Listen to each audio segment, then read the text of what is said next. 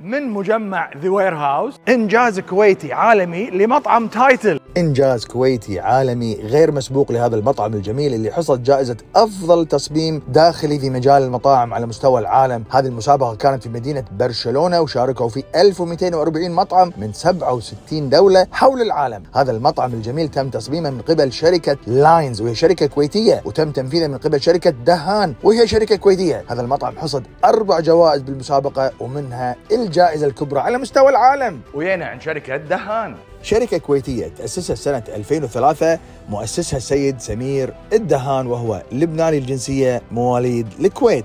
شركة متخصصة بمجال التشطيبات الداخلية والخارجية وجميع أعمال الديكورات.